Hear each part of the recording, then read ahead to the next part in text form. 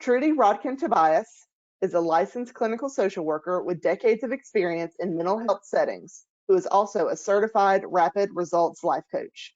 She is the founder of Truest Coaching and Truest Life Counseling, the author of Reinventing Yourself at Any Age, a practical and spiritual manual, as well as a radio host on boldbravemedia.com of the show by the same name.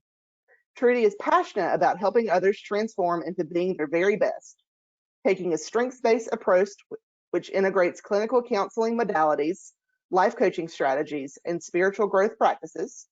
Trudy is truly a change agent who helps her clients become their truest and most authentic selves. Please welcome Trudy. Thank you for being here. Hi, thank you, Holly. Appreciate being here. So welcome, everybody. I'm excited to present today. You can see on the screen, by the way, just so you know, I cannot see anybody, and I actually can't even see myself. I can just see my screen. So be sure to put things in the Q&A, and Holly will let us know what's in there. So as you see, this is my logo, and when I want to start off just talking about why there is a dragonfly there, because dragonflies do stand for transformation. So dragonflies have actually been around since prehistoric times, so they're very resilient. They know how to adapt. They look very fragile. Their wings look very pretty, but they are obviously very strong, and they can move in all sorts of different directions, like a helicopter, up, down, sideways. So they are amazing creatures. They start off as, I don't know if you know this, as water breathing creatures and then become airborne. And that is what I'm hoping to do with my presentation today, is help you to transform your thinking. This is what I do with clients all the time. And if you are fortunate enough to see Mary Kay Hodges' presentation, she had a lot of similar things in her presentation. I take you deeper into the kind of the nuts and bolts as to why this all works. So I hope you enjoy this presentation, and feel free to hop in with questions or comments, and we'll get started. So as Holly mentioned, this is Rethinking Successfully for Business Persons. And I really do like this quote, because as you can see, being in business is not easy, but when it's passion, when passion is involved, you just have to take that leap and trust the net will be beneath you. So how do we do that? Well, does this look familiar to anybody? Kind of like your life goes kind of up and down, especially we've all had to transform right now with what's going on with COVID and how we do things. But have you ever thought about, wow, this is great, and then you go, oh, I messed up? And especially for those of you who might be entrepreneurs or work for a company but you're on commission, this kind of thing really happens a lot. I was wrong, I suck, or wait, I'm good. I don't know why I get so down on myself. What happens here? Why do you think that occurs? Well, the reason is because attention is greater than intention. So what are we focusing our attention on is what matters, not what is our intention. So even if we're thinking, oh, I want to do great on this, but you get down on yourself for any reason, that is going to be the primary focus for yourself. So one of the main things is we want to shift your thinking, and you'll see this shift slide will come up periodically. And I'm sure if you look at it, how many people can see or you may have seen this before, this graphic, but what do you see when you look at that? And Holly, maybe you can, if people would just put a little answer in there, Holly, maybe you can call out. What do you see when you're looking at it? Guys, I'll give you just a few minutes to type your answer into the questions pane, and then we will read them out loud.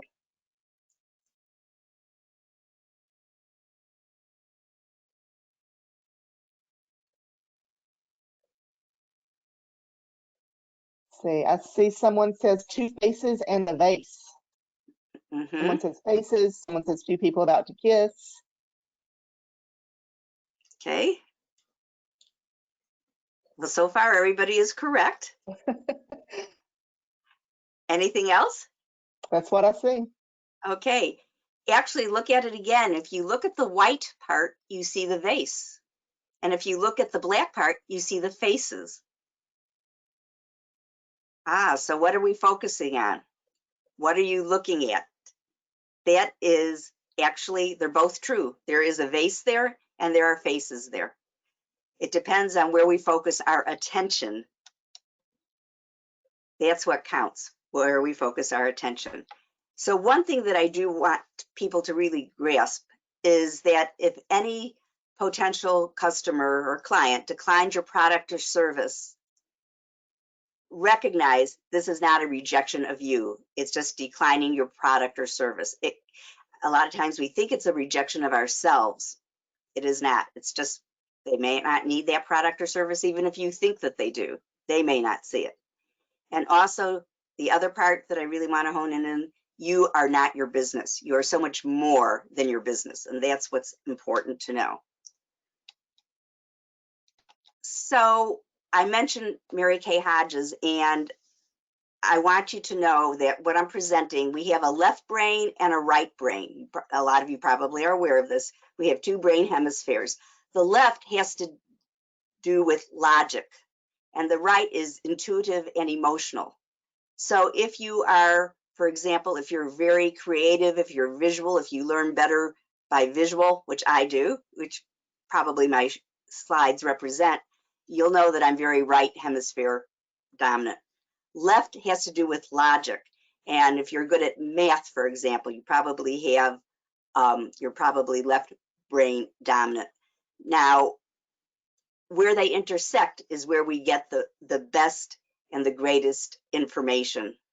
So what I want to do, though, is I'm going to be talking a lot about some things, some techniques that are very right brain, but I want to satisfy your left logical brain as to why this works. So you're not just taking my word for it, but you understand that there actually is science behind it.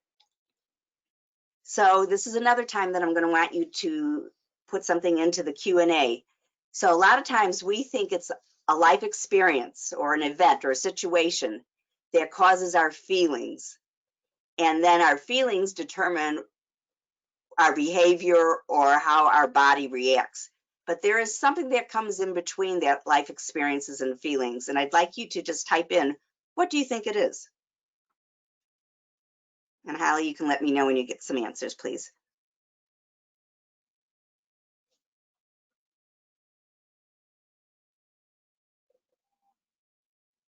We'll give you guys just a moment to type your answer into the questions pane. I see them coming in now. Someone says mindset.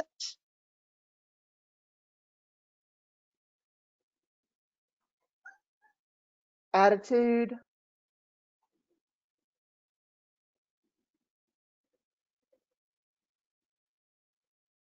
See if anybody else has an answer. I'd love to hear it. See it, read it. All right, that's all I'm seeing right now, Trudy. Okay, well, again, very good. And thank you for those who have responded. I really would like you to interact because you don't want to just hear me go on and on. I want to see what have you thinking and experiencing things. And as I said, thinking, well, it's our thoughts. Our thoughts determine our feelings, beliefs, and stories. So what does all this mean? Thoughts, well, it's just what we think about something. A belief is just a coalition of thoughts that we think about over and over again, and it combines until it becomes a belief. And a story is the story we tell ourselves about that life experience, which informs and forms our beliefs and our thoughts. So, Trudy, I've got one more answer for you. The number okay. of kids at home who are remote learning in the background. I'm sorry, say that again. The number of kids at home who are remote learning in the background. Okay, so I can relate. I just talked to my 11-year-old grandson in California, and he was explaining to me what middle school is like right now virtually. And then my daughter also has a kindergartner and a first grader. They're all on different computers at the same time, so I get what you're saying. Okay, so it is, though, our story, beliefs, and thoughts, and that create those feelings. So I'm just going to give you a real simple, easy example. I'm from Chicago, in case you couldn't tell by the way I talk. And this example worked better in Chicago, I think. But a life experience could be that it's snowing out, okay? That it's snowing. And do you think that there are people who feel differently or felt differently when it was snowing? Again, if you want to type yes or no, you can put that in. But trust me, there are people who feel differently about the snow, okay? Back in the day when I lived there, they didn't have as many snow days as they do now. You guys have snow days if there's just the chance of snow, but trust me, Chicago had to have 2 or 3 feet of it. I would experience, I would be nervous, I would be anxious. And the reason is because I was a school social worker at the time, and I would have to drive in the snow to get to school, and it could take me up to 2 hours, and it was very dangerous because it was before front wheel and four-wheel drive. So you obviously can tell I've been around for a while, and there was all this fishtailing going on, and I would be grabbing the steering wheel like this. Those were my thoughts immediately when I saw snow. Now, I had other friends who were like, great, we'll get to go cross-country skiing this weekend. Since I don't like snow and cold, the primary reason that I moved to North Carolina, my thoughts were a certain way. My beliefs were it's dangerous out there in the snow, and I had a whole story behind it. That affected my behavior as well as my body because I was like gripping the steering wheel like that. Okay, that's a simple example because the snow was the same exact life experience. It's gently falling snowflakes, that's all that was happening. And then we all had our own stories, thoughts, and beliefs about it. So I imagine you guys can identify with that. So let me explain how this works. So even though I can't see you, I'm imagining that all of you have brought your body to be in front of a computer, and that if I could see you, I would see you. In other words, if I had the technology, I could see you. Okay, along with your body, I'm assuming that you brought your brain and your mind. These 3 components work together. What is the difference between mind and brain? Does anybody want to hazard a guess and put it in the chat or the Q&A?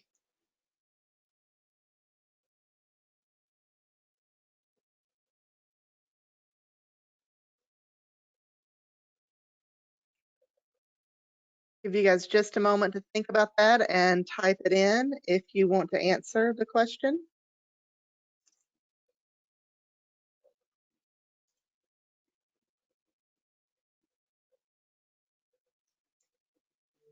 Let's see. Trudy, I'm not seeing anything coming up yet.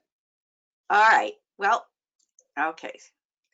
All right. Well, let's imagine that our skulls were all of a sudden invisible. We could see a brain in there, right? I know sometimes we wonder where our brains are, but they're there. The average adult brain weighs 3.5 pounds. It's pinkish grayish in color, and it can do more than the most advanced computer in the world. Right now, as you're just taking this in, just everyday life, our brain computes 10,000 gigabytes per second. Okay, where is the mind? Where is the mind? If all of a sudden we were invisible, anybody know where the mind would be? I don't think so, because we actually don't know where the mind is. Some theories say it's part of the brain. Some theories say it's in each cell of our bodies. Some say it's spiritual, not meaning religious, but non-physical. But the mind is different than the brain. Have you ever thought you wanted, in the days when we could easily go out to eat, for example, you thought you would go to one restaurant and then you went to a different restaurant? You changed your mind, but you didn't change your brain, right? You just changed the thoughts or where you were paying attention. So the mind is separate from the brain, and then it dictates the body. So let me explain this a little bit more. The mind is like the computer programmer. It programs the brain. So whatever we think about goes into our biocomputer brain. The brain does not distinguish between what is true and false, whether it's positive, negative, helpful, or unhelpful. It will take whatever we give it. So, for example, I'm sure you've had the experience of sleeping and all of a sudden you wake up and you realize that you had a dream, but it felt so real. It was real to the brain, okay? But it didn't occur. Nonetheless, even though it didn't occur, it can affect our body. So again, going back to that dream analogy, have you ever had a dream where all of a sudden you kick out your foot because you thought you were falling? Well, the brain told the body what to do, because that's what happens when we start to fall. We try to brace ourselves. So the body, if we can think of the body as the printout, the body will just accept whatever the brain has given it. The brain accepts whatever the mind has given it. And we have the power to change our mind.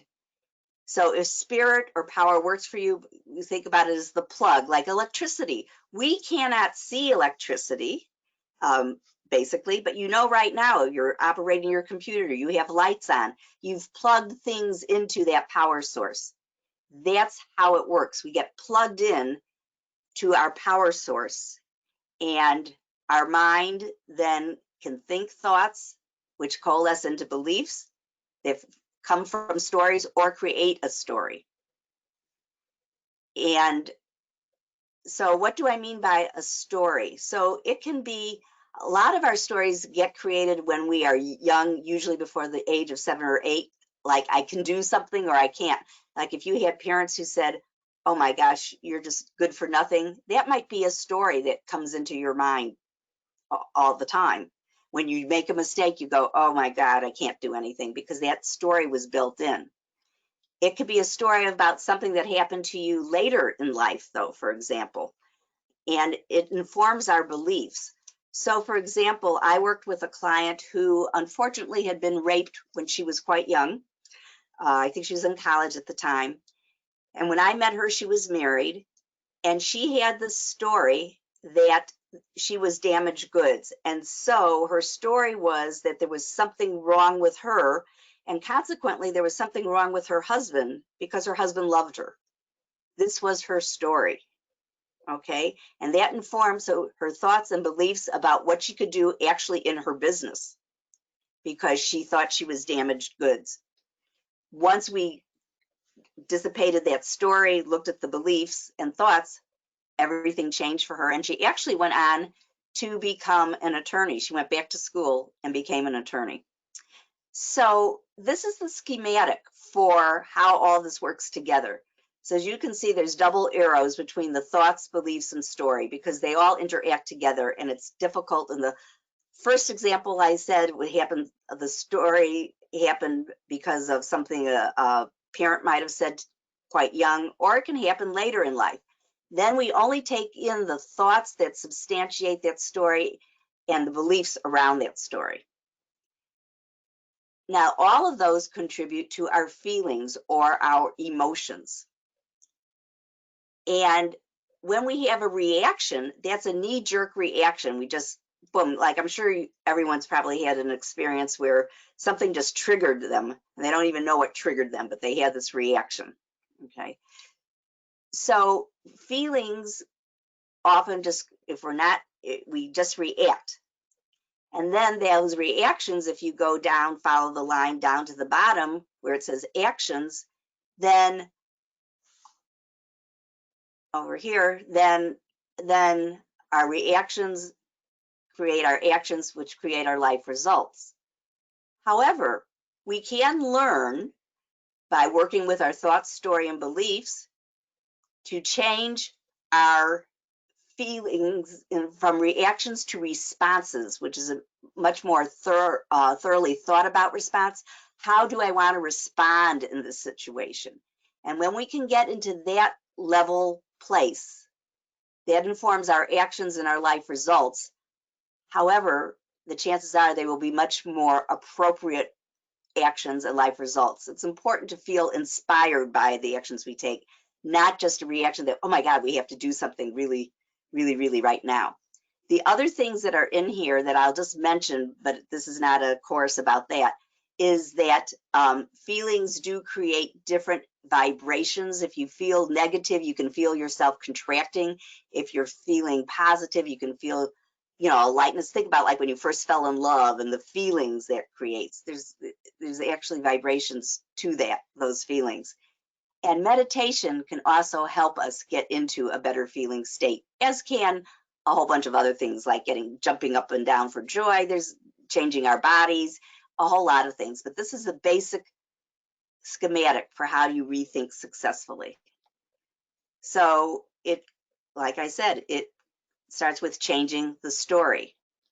So what happens, how we create a story, is we have a life experience, like that woman I mentioned who had been raped. It could be a story. I worked with a client who really and truly felt that her mother always hated her, and that was her life experience, and she had a whole story. And this, by the way, was somebody who was actually an MD, so you would think she would be quite successful and quite proud of herself, and yet she had this whole story. And what happens, is that it gets bigger and bigger and bigger. We just keep taking it in, and so the story becomes really big, and we have to diffuse it. And how we do that is by shifting or changing our thoughts. So how do we do that? Well, if you have a helpful thought, something that helps you succeed, like, or I can do this, or I know I'm a good person, or everything is working out for me. Any kind of helpful thought. Thoughts gather energy, and if you were hooked up to an EEG machine, we would be able to see that there would be a vibration like this. Thoughts do create energy, and the more we think about them, the greater the energy becomes. And the more energy that's involved, the more it impacts our reality. That's great when it is a helpful thought. We want to think about that like that. What happens when it's an unhelpful thought? Well, you begin to realize, oops, I'm thinking an unhelpful thought. It's anything that causes you not to feel constricted in some way, to feel powerless, to feel, we all know what negative emotions are, right? I mean, when we feel sad, mad, depressed, angry, but even boredom, which in this era of COVID is something I'm sure that we're all working on. Those are all things that, do we want to give that energy or do we want to stop it? So, for example, have you ever had an argument with your partner or somebody in your family or even a close friend? And you think about it again, like, wow, you start thinking about the argument and you realize that you're getting all energy, having all this energy involved with it. What you want to do is you want to stop it. Now, just saying to yourself, I'm not going to think about that, which I bet many of you have tried, that does not work. You cannot not think. Our brains abhor vacuums. So what happens when we say, I will not think?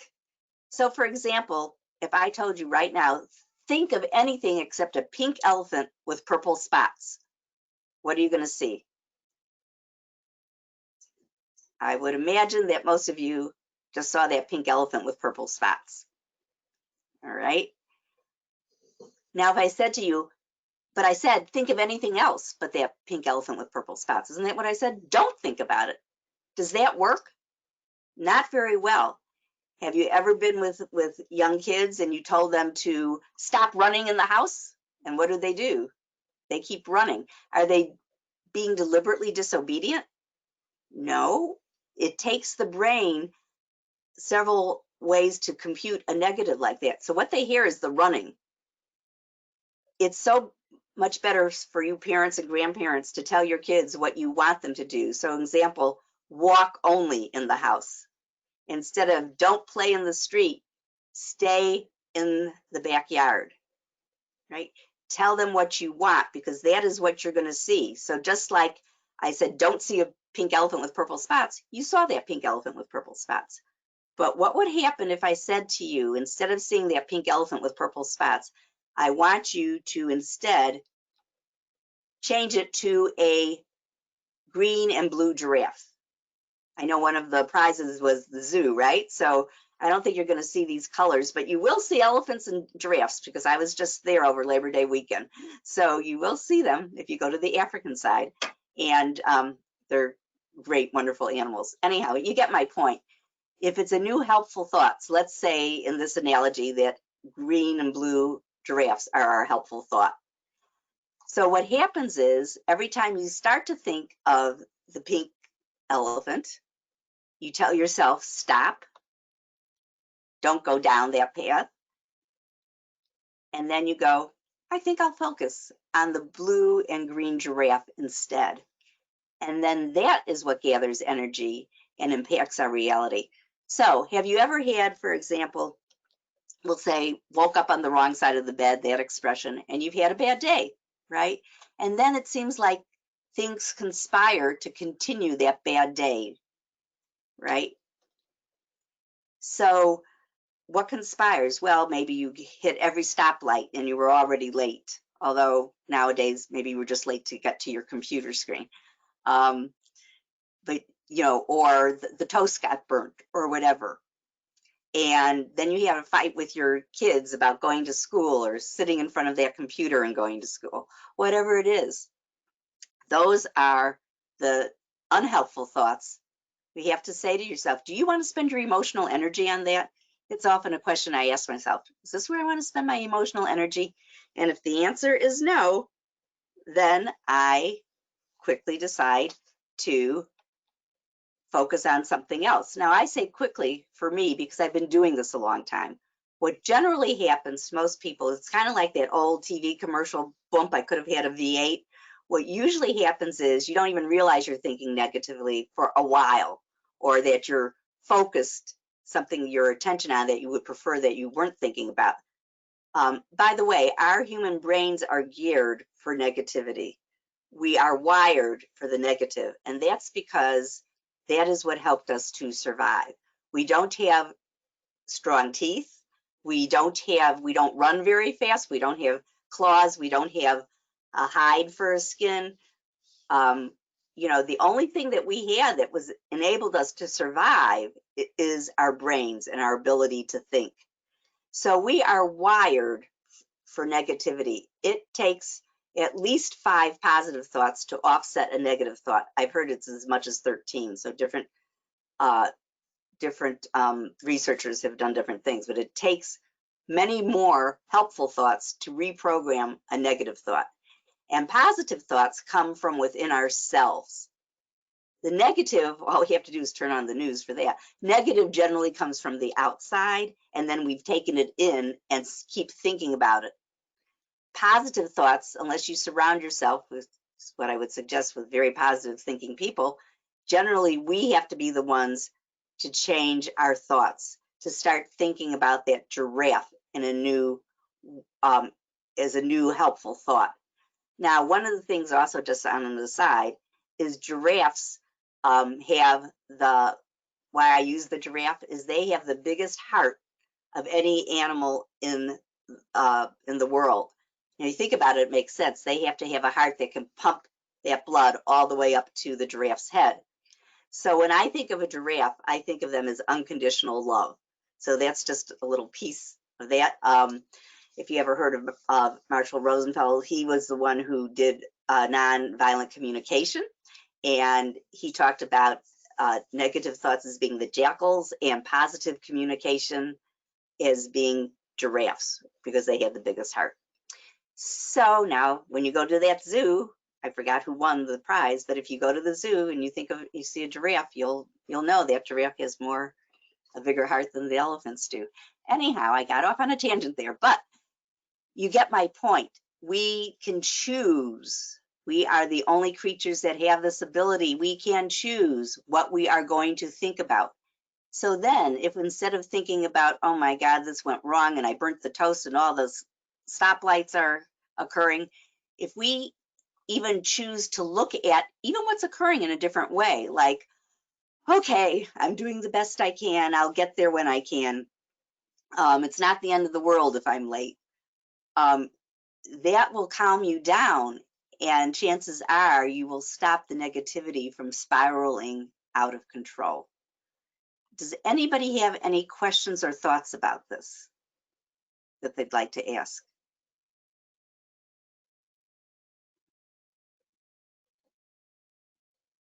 Guess we'll give you a few moments to see. Holly, nothing coming in? I don't see anything just yet. Okay. Give Now, everybody just a few more moments that if they have a question or if they have a comment. yeah, or even does this make sense, or, whatever.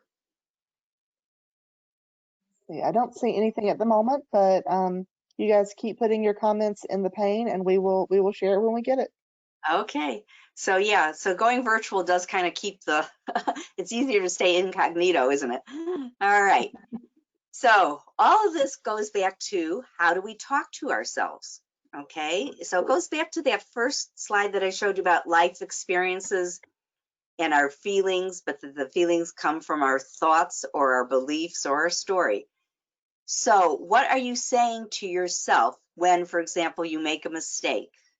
Or so how you do this in a practical way, and you can actually just write these questions down and answer them for yourselves. We'll take the first three right here.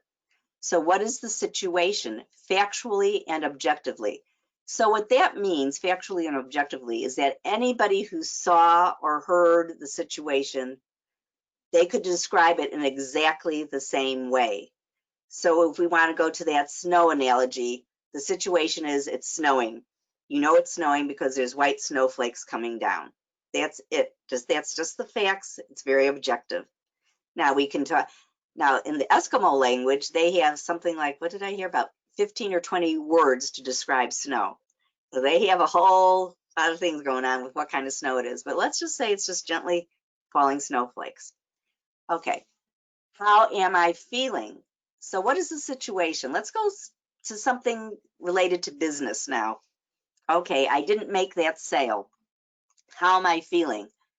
I'm angry, or I'm depressed, or I'm ashamed, or what is it? What are you feeling that you didn't? The situation is you offered your service or a product and somebody didn't want to use it. They declined it. So if you're feeling any negative emotion, then look at what were you saying or thinking to yourself. Boy, I'm a dummy. I'll never be successful at this. I'm too old to learn this. This is too hard. If I don't make my quota, I won't get my commission check. I'll get fired. What is it that you're saying to yourself? Now, that's all the negative things, right? So here we're focusing right now on the negatives. And this is something that I encourage you to actually do in writing. Just create this for yourself. It's a really good way to figure out what's going on. So when you're feeling an emotion that you wish you were not feeling, because by the way, I've used the term negative or unhelpful. All emotions have a purpose. So when you say they're negative emotions, that means like, oh, you shouldn't be feeling that. Absolutely, that is false. All emotions have a purpose, or we wouldn't be feeling them. Just think about it. If we weren't getting angry about the social injustice, let's take it back to the 60s, so we won't get into a political thing right now.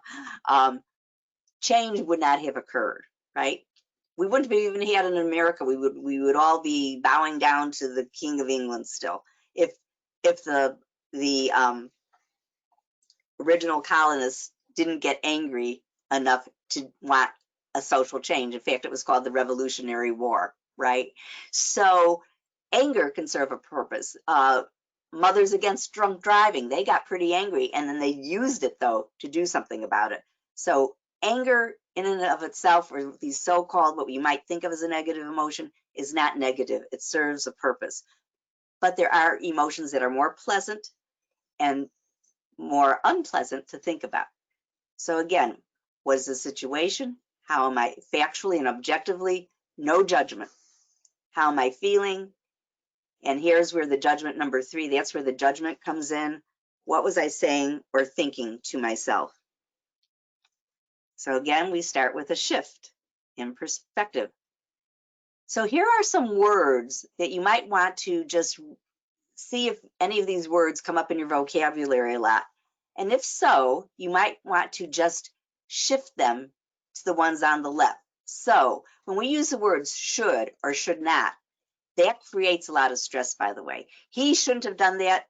I should have known better. I should have left earlier so I could make the sales meeting on time. Whatever it is, must, ought to, and have to creates a lot of stress.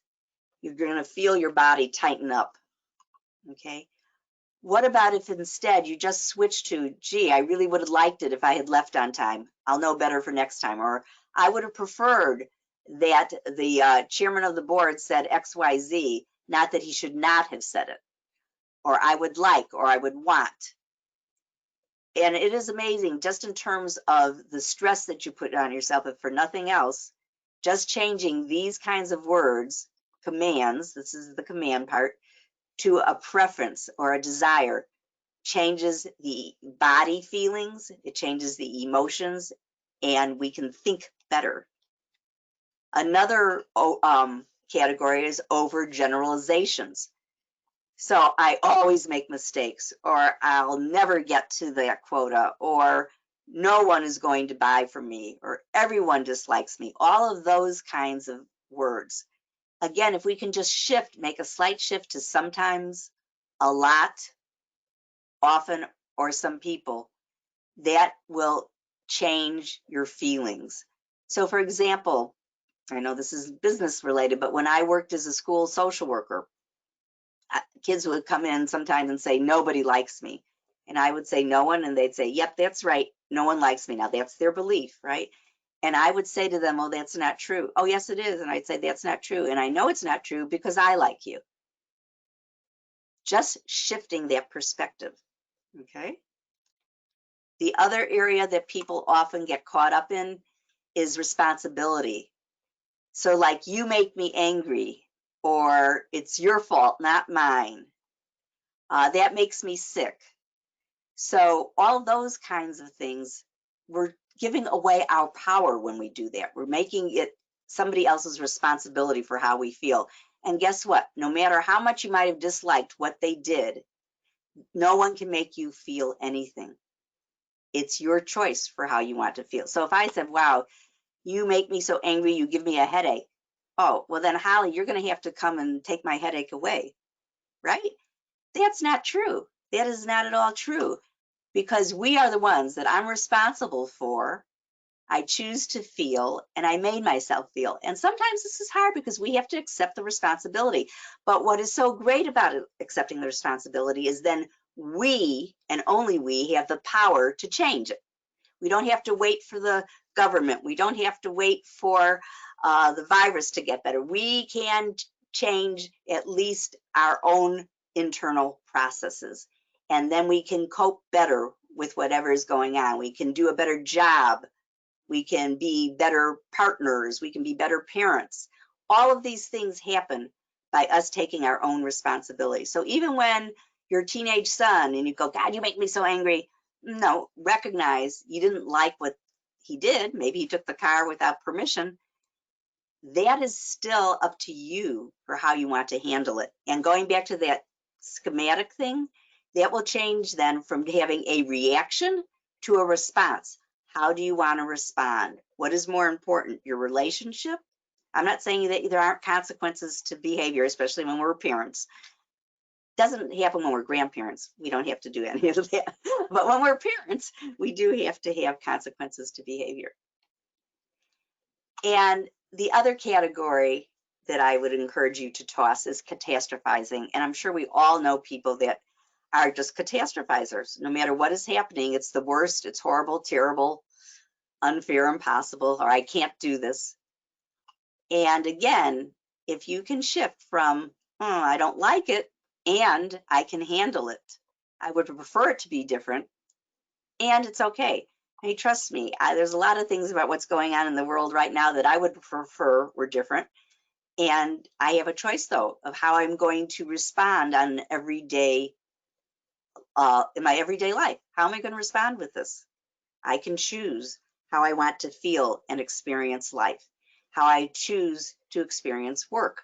So for example, I'm fortunate enough because I'm still working and I do it all virtually now. And I'm somebody who gets a lot of energy from interacting with people. And that is not, I don't have that opportunity right now, or I'm choosing not to have that opportunity. My office is still in existence. It's just not a place that it's too close quarters for me to feel comfortable. So I'm doing something else for me to feel comfortable. So when we change our thoughts, then we can change our beliefs. And again, it's a shift. What are we going to focus on? So now, what could I think or say instead to help myself? How would I then feel? Because it's thoughts come before feelings. And then as a result, how would I then behave? So I'm going to give you some examples of thoughts that almost, whenever I've presented this, whenever I've talked to clients about it, there's another set. I've never had anybody who said none of these apply to me, and I've never had anybody who said they all apply to me. So just for yourself, you don't have to share this, write down the thought that you recognize yourself. Everyone must love me. That's people pleasers often think like this. I must be good at everything. Those are the perfectionists in our midst. And I will tell you 1 and 2 are something that I work with all the time for myself. Here's a catastrophizer. I know something bad will happen. Then we've got folks who go, it's easier not to try. So they're not even going to, because they're afraid of something is usually what it is. Perhaps they're afraid of failure, or maybe they're afraid of success. And along with that one comes, I need someone stronger than I am, because I am too weak or too old or too stupid to do this. So I need someone stronger than I am. I don't make good decisions. That would be someone in there. Or there's only one good way, right way to do this, to do it. And sometimes our bosses feel that way. Sometimes we feel that way, especially when we're dealing with our kids. But this might be belief that you have, or I'm too, what is it? I'm too old, I'm too dumb. One of the things I struggle with is I did not grow up with technology. So this is a very steep learning curve for me. And I can choose whether I want to keep on that learning curve or whether I'm going to hire a virtual assistant to do it for me, right? That's a choice. Okay, here are some other things which I know, especially in this political arena right now, a lot of these are coming out, but things should be different. Now, notice all of the words, the toss words that are in here in these. It's your fault I feel this way. Okay, so that again is giving the responsibility to somebody else. I can't help it. I'm not worthy. I cannot be happy unless XYZ happens. Okay. Maybe you had a belief that it's wrong to express yourself. Maybe you weren't allowed to in your family and somehow, or with your partner, and somehow you feel that it's wrong. Or because X happened, I must be bad, worthless. The woman I mentioned who had been raped, this was her belief. So you can see how different beliefs can cause discouragement. Now let's look at some that basically block financial success. And again, this may or may not be, some of these might ring a bell for you and some of them might not. But if I make a lot of money, I will be less spiritual, or I will be less kind. If you have the belief that it would be horrible if you failed or were rejected, that's going to keep you from venturing out to do sales. What about I can't afford? What about if we just said, I could afford this. I'm just choosing not to spend my money on that right now. Or I'm scared I can't pay bills. And I recognize in these days and age, this might be coming up a lot more for folks. So I'm not trying to minimize what's going on. I'm just trying to let you know that these thoughts do prevent us from moving forward. This kind of goes along with that other thought that I mentioned, but it's to succeed at business. And here's one that can often grab us when we're not even aware of it. I'm not worthy or deserving. And along with that is, who do I think I am? If you've ever been told that by a parent or somebody who was important to your life, who do you think you are? You're getting too big for your britches. These F7 and F8 might be beliefs that you hold that you didn't realize you held. And I know Mary Kay Hodges mentioned some beliefs too. This is why it's so important, though, in the work world, because the amount of belief that you have That determines the amount of potential you can tap into.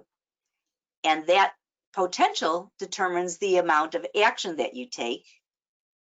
And action determines the kinds of results that you're going to get. And then we go back to, you can get the whole idea, the results contribute to your belief. And so it goes around and around. Here's how stories about business and how we're doing get formed. Action, as I said, when it comes from inspiration, inspire, in spirit, that is where we want to take action. So what do we do about all this? Well, there is actually a positive affirmations formula that I want to share with you so that you can redo any negative beliefs that you realize you have. The first one is to use the first personal pronoun I, and you might want to combine it with your name. So for example, I would say I, Trudy. Regardless, you want to be sure to say I. Then you want to say what you want, not what you don't want. There's always two sides of a stick, right? So here's two sides to this pencil. Say this is a stick. What I want and what I don't want. We often, as I said, we're geared for the negative, so we often focus on what we don't want instead of what we want. I want you to say what it is. For example, I am earning, and then you say what the amount is, rather than I'm scared I won't pay my bills. It could be I know I have enough money to pay my bills. Okay, that type of thing. So you want to say what it is that you want. For example, in this COVID era, I often say I am healthy and strong. All right. I have a strong immune system. I'm staying positive. You also, perhaps you notice that I stay in the present tense. That's really important because if you put it in the future, like I will be successful, well, when? I will release weight. Well, when are you going to do that? I will go on a diet tomorrow. I will make 10 sales calls. When are you going to do that? You want to put it in the present tense. And you want to be as specific as possible. And that's how you will determine your results. So if it's something, your affirmation is something that you don't quite believe in yet, then you can always say, I am in the process of making my quota. I am in the process of creating a great advertising campaign. If you work in advertising, I'm just making things up here.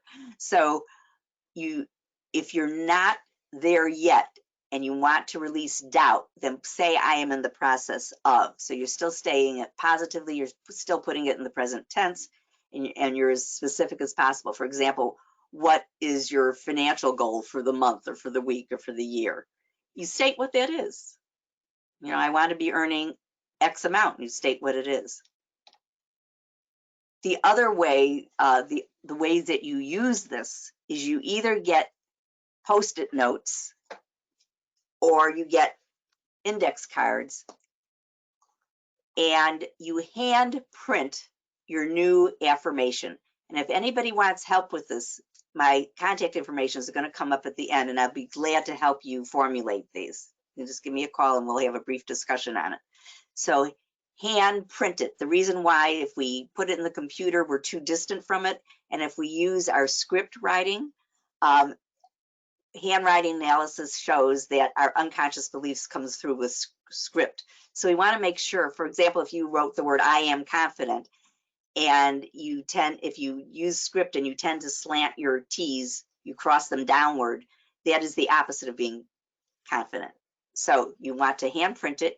You want it to be brief so that you can clearly memorize it easily. You want to choose no more than 3.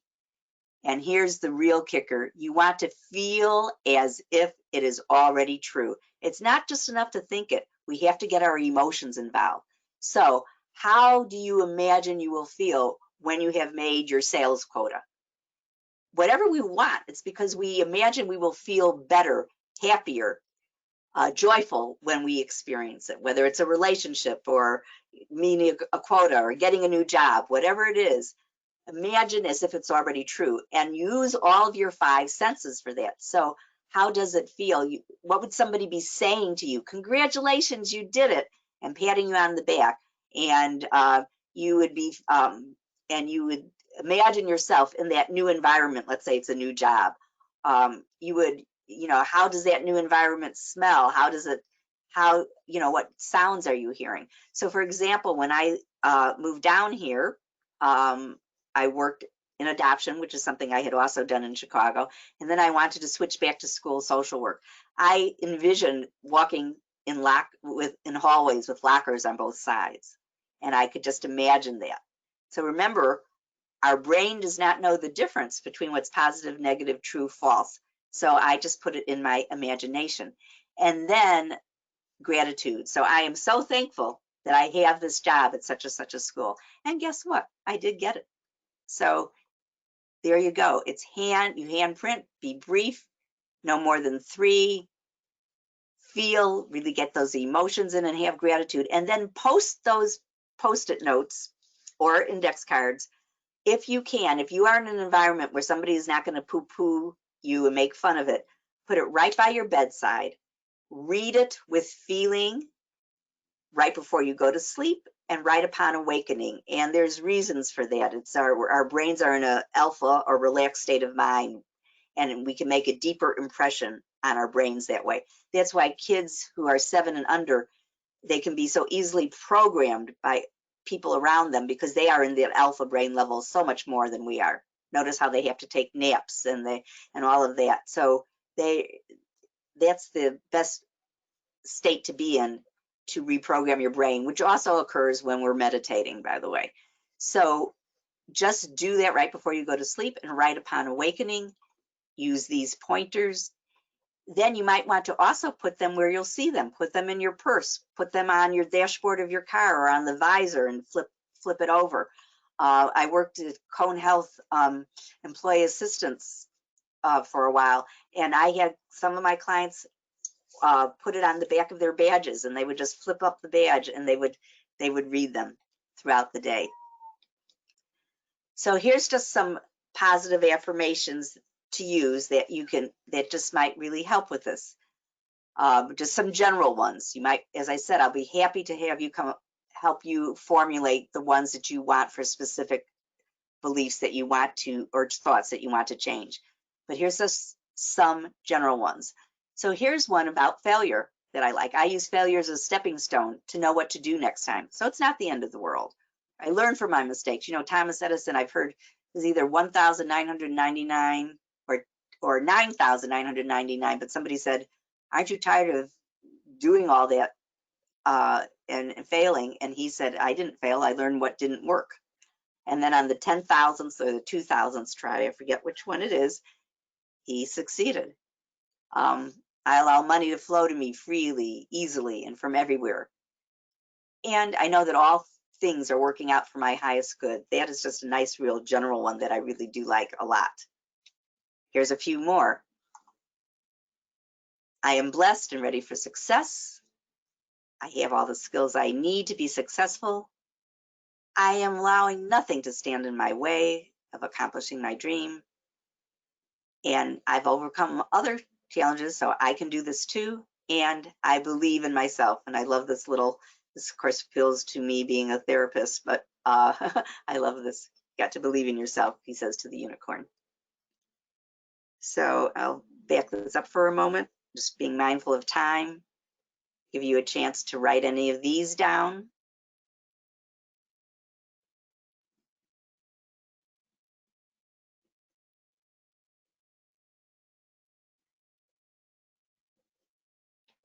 Or these.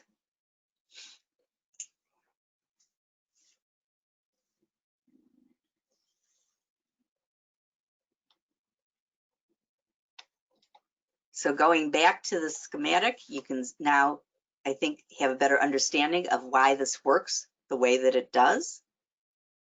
And you can continue to decide to have knee-jerk reactions, or you can decide to choose your responses and then have more inspired actions that will produce better life results.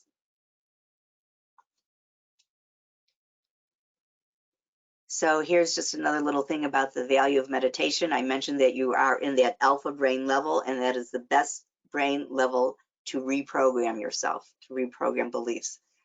So I'm not talking about being in a pretzel, by the way. I'm just talking about getting into a peaceful, quiet state. Some people do it by listening to white noise. I put actually the fan on in my bathroom, and then I sit in my living room and I just focus my awareness on that noise. And then on that sound, it's just a quiet sound. And then, of course, I'm thinking of other things. And then I become aware that I'm thinking of other things because we all have monkey mind. And then I, again, bring my attention back to the sound of the fan going in the bathroom. And I sit in a nice recliner. I am not all curled up in a pretzel. And I meditate every morning that way. So again, it's just shifting to change our story. So using the tools that I just gave you, you can now go through this and go, oh, what's the situation? How am I feeling? What was I saying, thinking to myself? What could I say or think instead? How would I then feel? And how would I then behave? Going back to the schematic, you can see how all of that is connected now.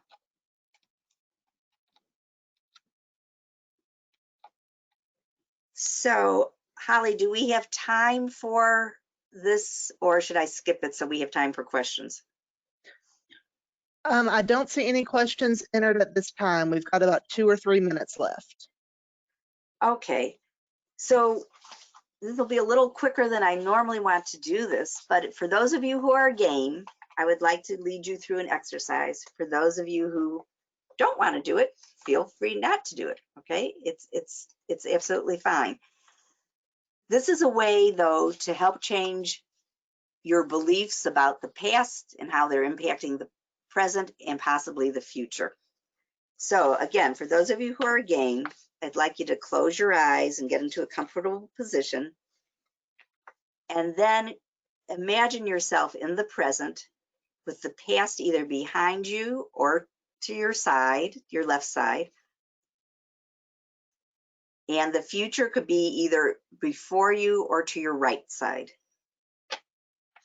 And what I'd like you to do is just imagine yourself, so it's easier with your eyes closed, but see and feel yourself to be in the present at the now point on your timeline. And if you feel any kind of regret or any kind of regret, I want you to now step into the hot air balloon that's right there in front of you. You can either create a copy of yourself and have that copy go into the balloon and leave your other part of you in the present. I want you to feel yourself rising in the hot air balloon, going up, up, and away from the present. And now the balloon is gently going into the past. And so you see it either going to the left or behind you. And notice how it feels to be in this hot air balloon. And what I want you to do is think about the regret that you have, perhaps something in your business. That's why I'm using regret. If it's something personal, you might want to use the feeling of guilt. I want you to go past that incident, experience, go past it, and now look back at it. And now, how are you feeling? How are you experiencing it? Are you able to release some of that, those feelings and thoughts of regret? If you haven't yet, just toss them out of the hot air balloon. Just release them, let them go.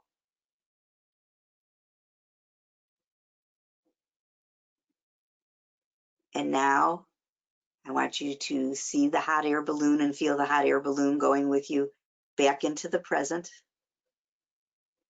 And see the copy of yourself stepping out and joining your other self.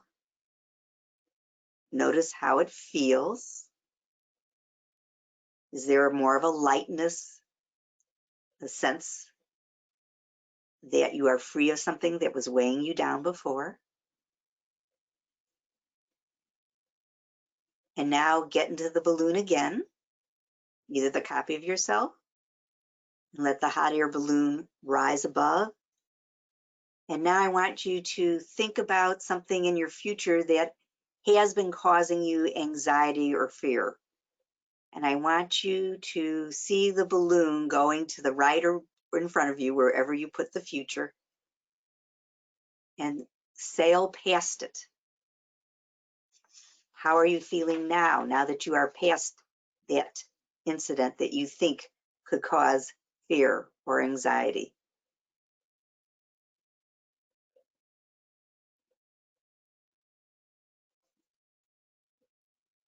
So from your viewpoint further in the future than that event, turn towards the now point and view the future event by looking back.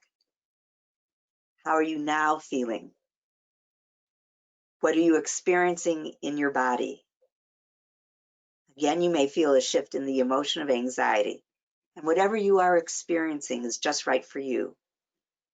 When you are ready, see the hot air balloon with you inside, drifting gently back to the now or the present point in time, and get out of the balloon. And notice now, how are you feeling? So this, I don't know again if anybody wants to make comments about this, but this is another exercise. Again, this is a right brain exercise, but I want your left brain to understand why it works, to release those feelings so that you can feel better. So again, just remember that declining your product or service is not a rejection of you, and that you are not your business. We have to remember what's important in life. I want to ask you, have you ever seen a gravestone that said, "Here lies a six-figure business person"? I would venture to say that you haven't, because this is what's important in life. It's our relationships and how we conduct ourselves. So if you think you would like any additional help to rethink successfully, I would encourage you to get a coach or a therapist or a mentor. It helps coaches and can really help you see things more objectively, point you in the right direction, and give you accountability. I do have on my website for free, if you are interested, a Truest Life Roadmap with some more of these exercises. But this is the way for you to really take care of yourself, feel joy, be true to yourself. And I want to thank you all for the opportunity of serving you. And here's my contact information.